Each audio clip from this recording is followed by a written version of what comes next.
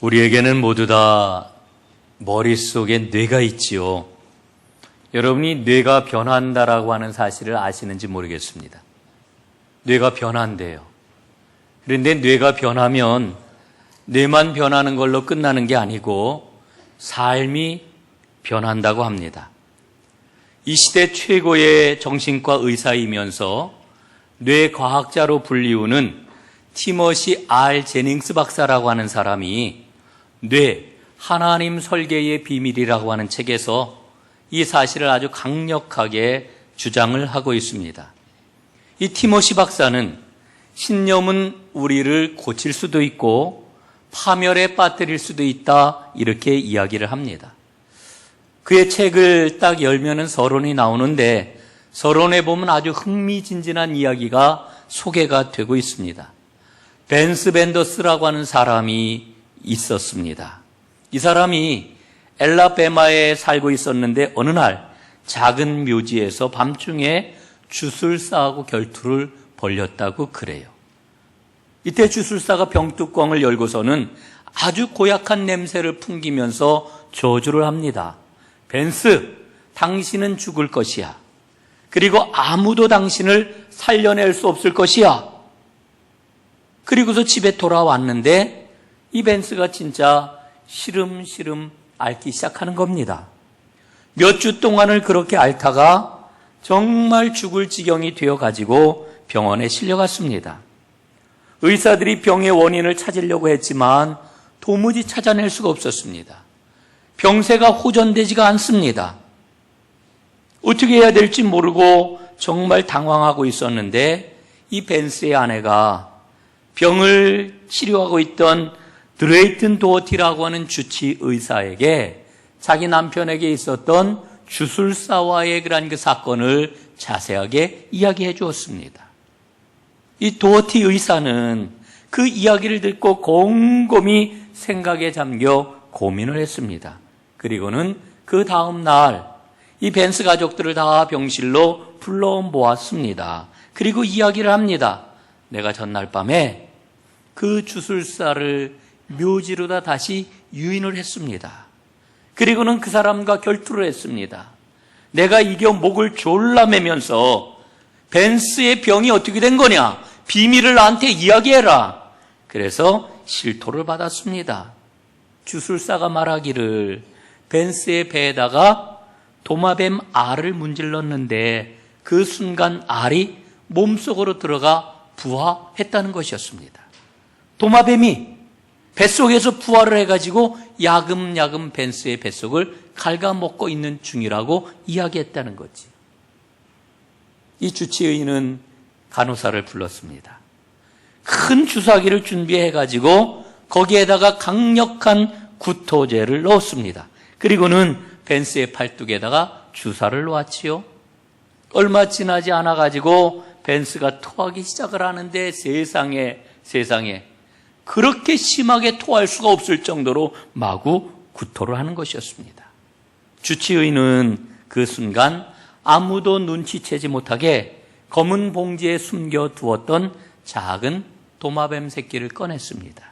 그리고는 큰 소리로 이야기를 했지요. 벤스, 당신 몸속에서 나온 것을 보십시오. 이제 주술이 풀렸습니다. 벤스가 그걸 보고 깜짝 놀랐습니다.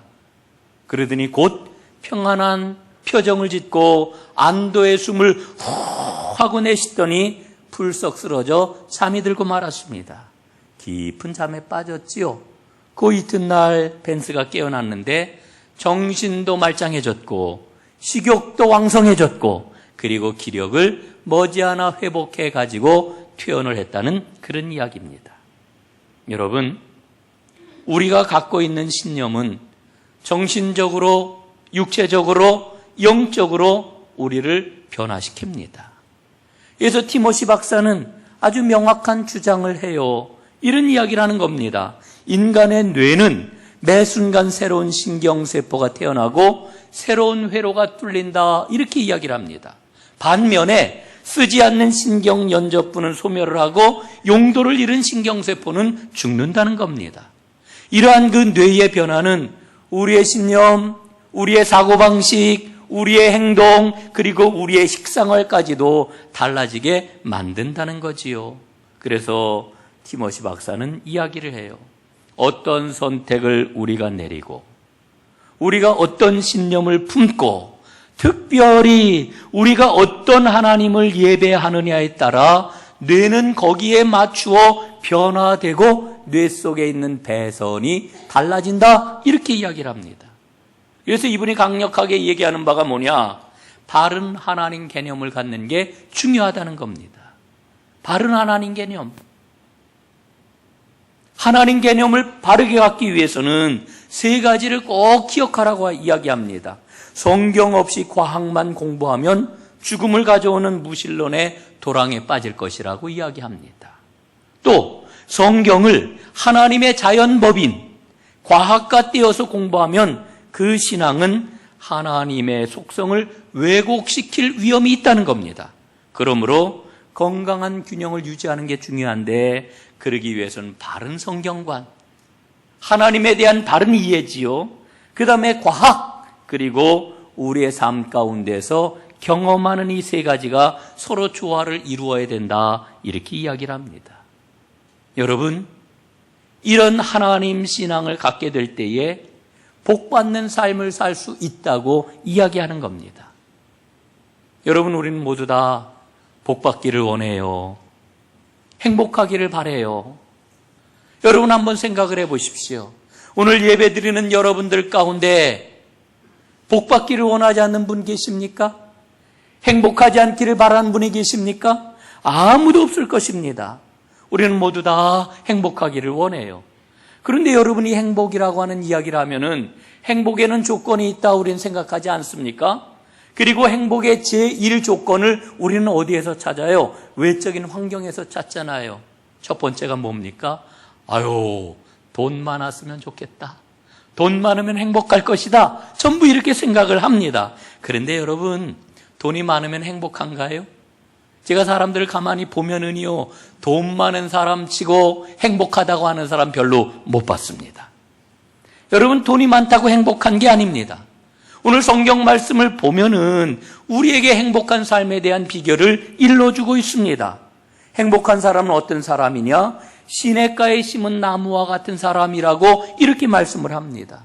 여러분, 여기에서 시냇가는 하나님의 말씀을 뜻하는 거지요.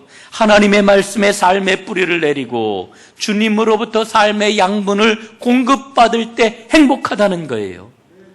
여러분, 시냇가에 심은 나무를 한번 생각을 해보세요. 물이 항상 공급이 되잖아요. 여러분, 나무에게 물이라고 하는 것은 곧 생명 아닙니까? 그러니까 나뭇잎이 마르지를 않아요. 철이 돌아오게 되면은 철 따라 열매를 풍성하게 맺는 거예요. 여러분, 마찬가지입니다. 하나님의 말씀에 뿌리를 내리고 살아가는 사람은 그의 삶이 마르지를 않아요. 풍성한 열매를 맺어요. 모든 일에 형통한 사람이 되는 거지요. 여러분, 이게 얼마나 멋집니까? 여러분, 마르지 아니하는 삶, 풍성한 열매를 맺는 삶, 그리고 모든 일에 형통한 삶을 살아가는 이 멋진 삶의 주인공이 되시기를 주님의 이름으로 축복합니다. 여러분, 그러면은 우리가 시냇가에 심은 나무처럼 복 있는 삶을 사는 비결이 무엇이겠습니까? 오늘 성경 말씀을 보면 특별히 1절과 2절 말씀을 통해 가지고 피해야 할 것이 있고 적극적으로 해야 될 것이 있다, 이렇게 우리에게 말씀해 주고 있습니다. 복된 사람이 되기 위해서 피해야 할 것이 뭐냐? 세 가지인데, 첫 번째로는 악인들의 꾀를 따르지 않아야 된다, 이렇게 말씀해 주고 있습니다. 여러분, 본문에서 말씀하고 있는 이 악인이란 어떤 사람을 말하는 거겠습니까? 우리는 악인, 그러면 악당을 생각하죠. 악당. 영화에 보면 악당 많이 나오잖아요. 예? 온갖 가지 못된 짓을 마구 저지릅니다. 사람들을 인정사정 없이 패기도 하고요. 피가 막 그냥 튀어나오기도 하고, 심지어는 사람 목숨까지도 파리 목숨처럼 여기는 이런 악당들을 우리는 종종 보잖아요. 여러분, 그런데 시편에서 말하고 있는 이 악인, 특별히 이 구약에 나오는 지혜서에서 말씀하고 있는 악인은 어떤 사람이냐? 하나님을 인정하지 않는 사람, 이게 악인입니다. 하나님을 인정하지 않는 사람, 교만한 사람, 이게 악인입니다. 여러분, 하나님을 인정하지 않고 교만한 사람이 왜 악인일까요? 이런 사람들은요, 자기 자신이 내가 곧 하나님이다 이렇게 생각하기 때문에 그래요. 예? 내가 하나님이라고 생각하는 게 뭡니까? 내가 최종 결정권자다, 내가 최종 결론을 내린다, 내가 최종적으로 도장을 찍는다, 이렇게 생각하는 거예요. 하나님은 이것을 악인이라고 말씀을 하셔요. 여러분, 한번 생각을 잘 해보십시오.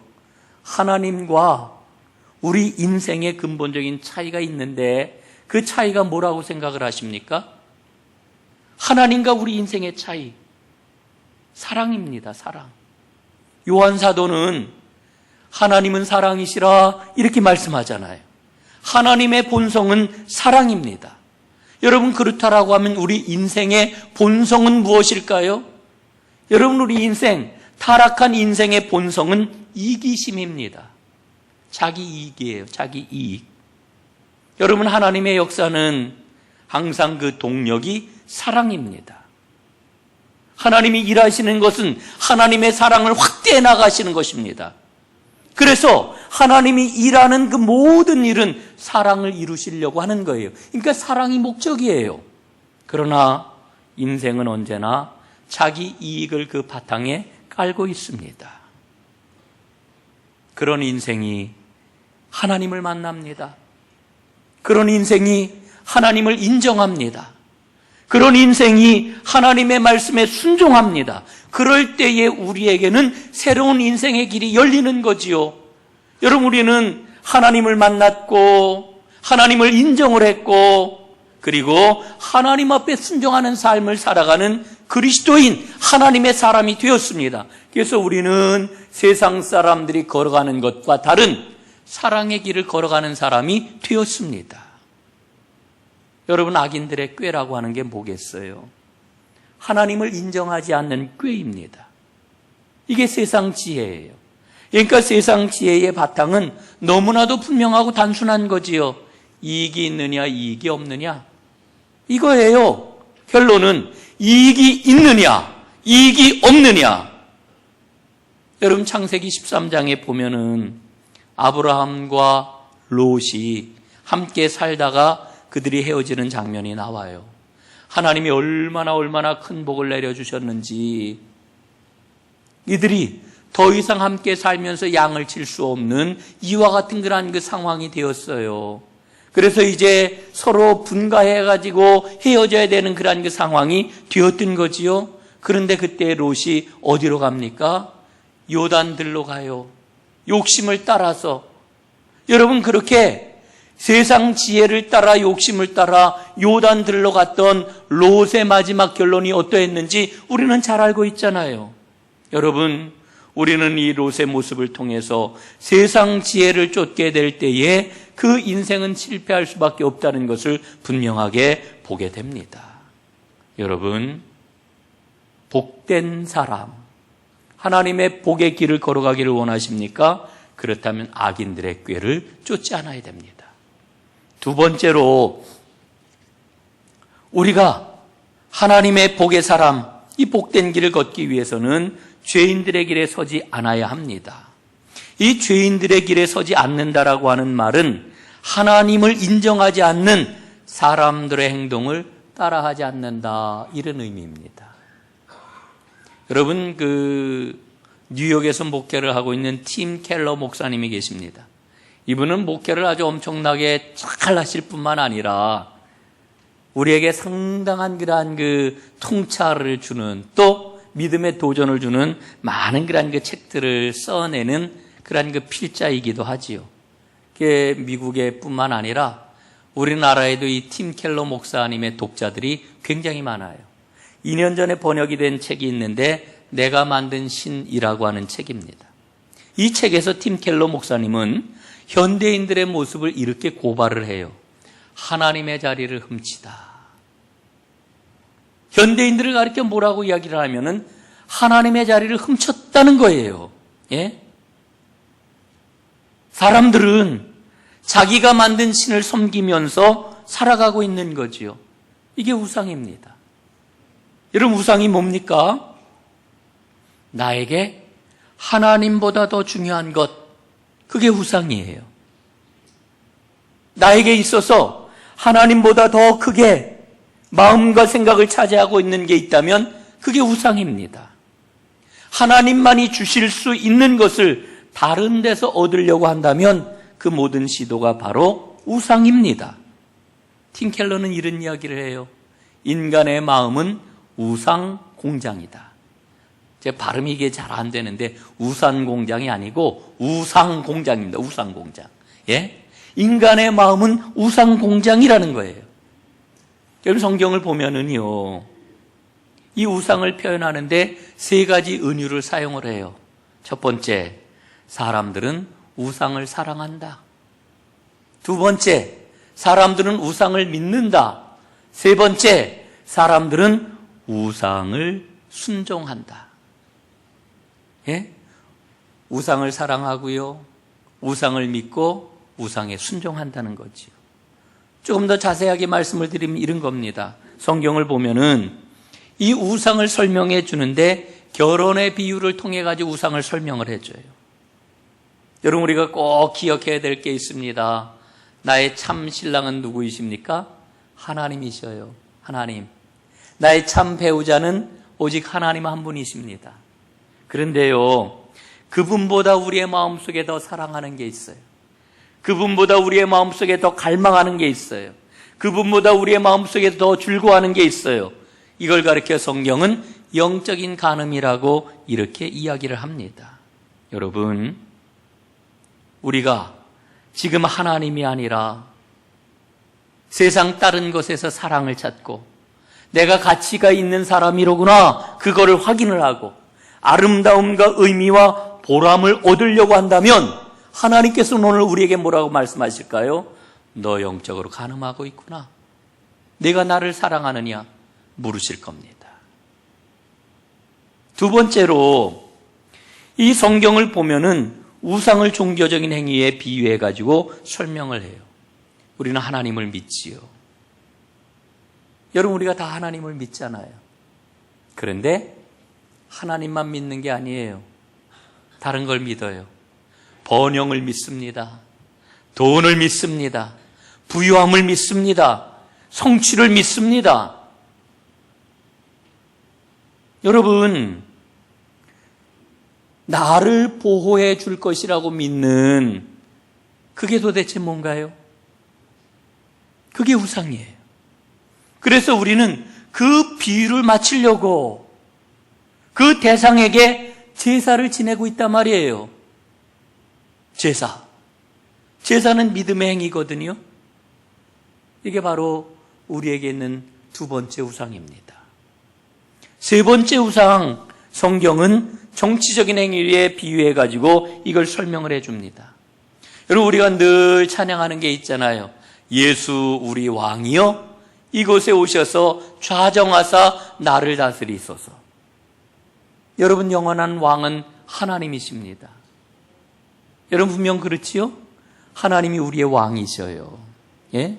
그런데 여러분, 오늘 하나님 대신 섬기고 하나님 대신 나에게 명령하는 그 어떤 것을 허용을 하고 있어요. 여러분 보세요. 오늘 내 삶 가운데 나에게 명령하는 게 뭡니까? 누가 나에게 명령을 하고 있습니까? 나의 내면에서. 여러분, 그런 명령 받을 수 있어요. 예? 돈이 우리에게 명령할 수 있어요. 명예가 우리에게 명령할 수 있어요. 그러나 여러분, 이 돈과 명예, 또 다른 어떤 것이 하나님의 명령과 이게 딱 맞부딪혔을 때, 그럼 하나님의 명령을 따릅니까? 돈의 명령을 따릅니까? 누구의 명령을 따르나요? 나에게 명령을 내리고 내가 순종하는 그 대상이 바로 나의 신이에요. 나의 우상인 것입니다. 사랑하는 여러분, 우리는 이런 모든 우상들을 떨쳐버려야 합니다. 이게 악인의 길을 버리고 의인의 길을 걷는 것입니다. 사람들은 심 앞에 꼼짝 못하지요. 예? 힘이 있다 그러면 꼼짝 못해요. 재물의 힘, 권력의 힘, 학력의, 이게 왜 올라가요? 학력의 힘, 미모의 힘. 예? 저는 이 미모가 요즘 깨달은 게 있어요. 이게 여성들만 미모가 아니에요. 남성들의 미모도 있더라고요. 야, 이 미모가 힘이에요. 여러분, 그래서 힘이 있는 사람은 인정을 받고 힘이 없는 사람은 인정을 받지를 못해요. 하나님 없이 살아가는 사람들은 이런 모습을 너무나도 당연하게 여기고, 그래서 나도 힘을 가져야 되겠구나 이러고서 살아가는 겁니다. 그런데 오늘 뭐라고 말씀을 하셔요? 악인들의 그 길을 따라가지 말라는 거예요. 죄인들의 그 길을 따라가지 말라는 거예요. 이게 복된 자의 길이라고 말씀해 주고 있는 거지요. 세 번째로, 복 있는 사람은 오만한 자의 자리에 앉지 않습니다. 같은 자리에 앉는다라고 하는 것은 같은 통속이 된다라고 하는 것을 뜻하는 거지요. 여러분, 하나님을 인정하지 않는 사람과 한 통속이 되어서는 안 됩니다.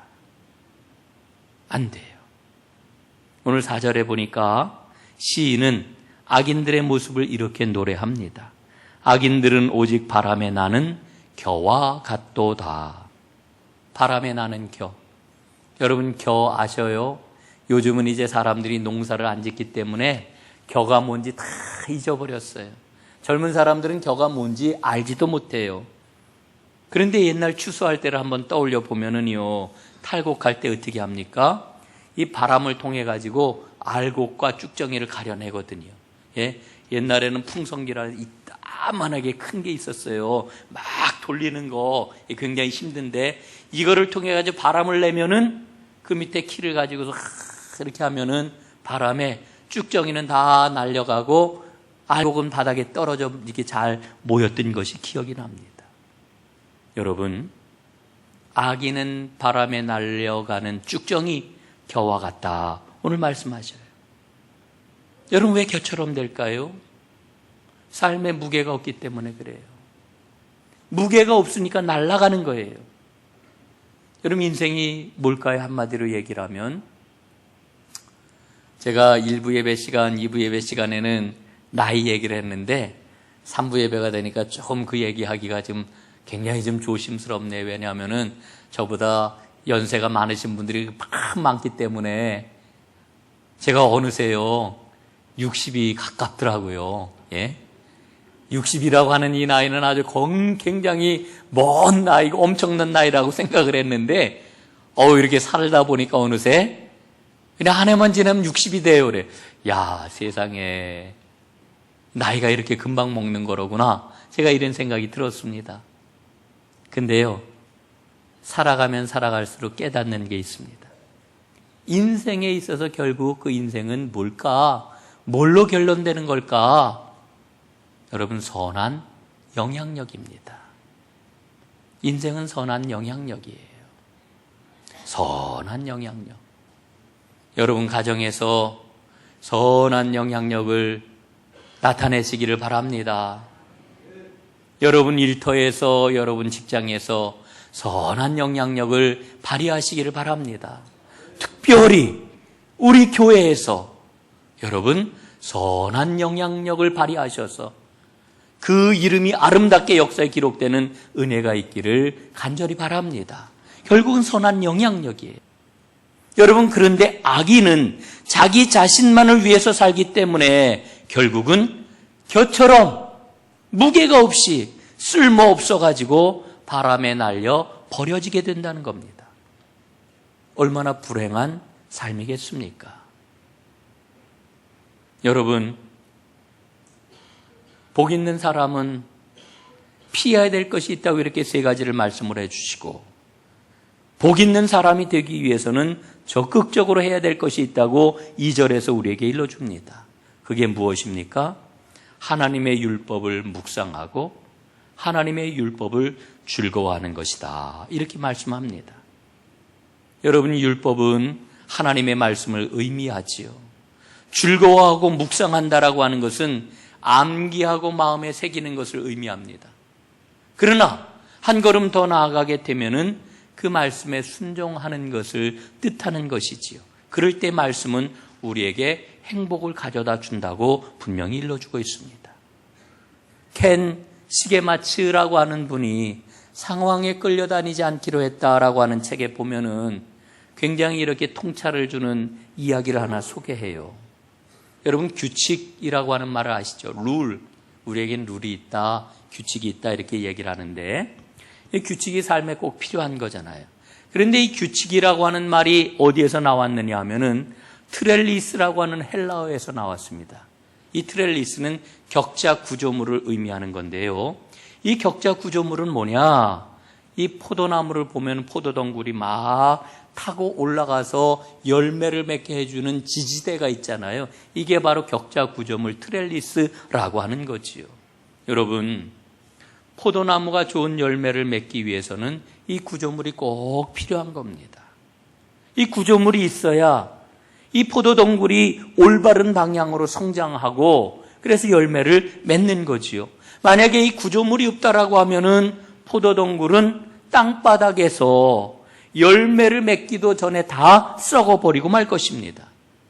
그래서 이 야생 포도나무를 보면은요, 어떻게 합니까? 키 큰 다른 나무를 타고 막 올라갑니다.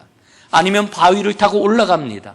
근처에 있는 무엇이든지 구조물로 삼고 이 덩굴이 뻗어가는 것을 우리가 보게 되는 거지요. 그러니까 이 구조물을 찾아서 그것을 따라가는 게 이 포도덩굴의 본능이라고 하는 거예요. 이 포도덩굴을 보면서 우리가 깨달아요. 아, 그렇구나. 우리 신앙생활에도 이 구조물이 필요한 것이로구나. 올바른 방향으로 우리의 신앙이 성장하도록 도와주는 이 격자 구조물이 필요한 것이로구나. 여러분, 그게 무엇이겠습니까? 말씀을 주야로 묵상하고 그것을 즐거워하는 신앙생활의 규칙을 갖는 겁니다.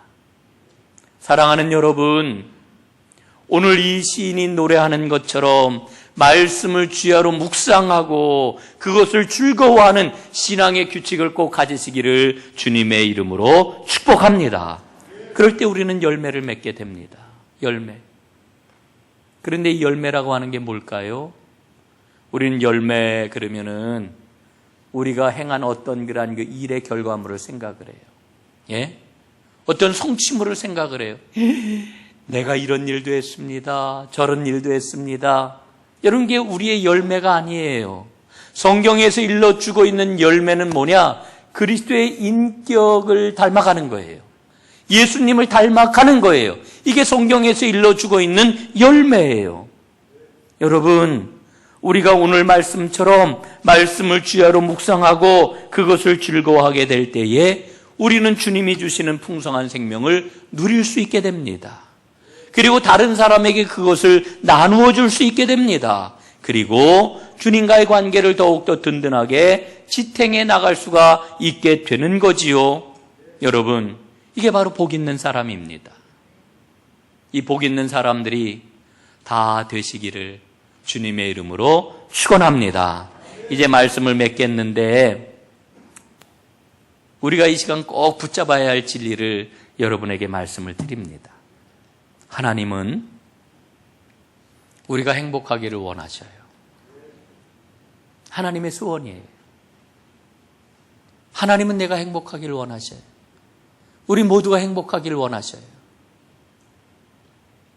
여러분, 세상에 있는 모든 부모님들의 간절한 소원이 있어요. 그 소원이 뭡니까? 자녀들이 잘 되는 거예요. 자녀들이 잘 되는 거. 안지나서나 자나깨나 언제나 마음속에 뭐가 있어요? 자녀들이 있어요. 우리 자녀들이 잘 돼야지. 그 자녀들을 위해 기도해요. 사실 우리가 간절히 기도를 합니다마는 자녀가 있는 부모님들의 그런 그 기도는 아마 거의 전부가 다 자녀들을 위한 기도라고 해도 과언이 아닐 거예요. 그런데 이 자녀들이 잘 되기를 원하는 이 소원이 여러분 어디에서 온 걸까요? 그 소원이 어디에서 온 거예요? 그냥 내 마음에서 저절로 생긴 걸까요? 여러분, 이 소원은 하나님께로부터 온 겁니다. 하나님께서 주신 겁니다. 주셨다기보다는 하나님께로부터 온 소원이에요. 여러분, 하나님은 우리가 행복하기를 원하셔요. 그래서 행복한 삶을 살아가는 비결과 길을 우리에게 주셨어요. 그런데 그게 어디에 담겨 있을까요? 하나님의 말씀 속에 담겨 있어요. 행복의 길을 담아 놓으셨어요. 밤낮으로 하나님의 말씀을 묵상하고 하나님의 말씀을 즐거워하는 삶을 살아가게 될 때 여러분, 하나님이 예비하신 그 행복은 바로 나의 것, 우리의 것이 될 줄로 믿습니다. 기도하겠습니다.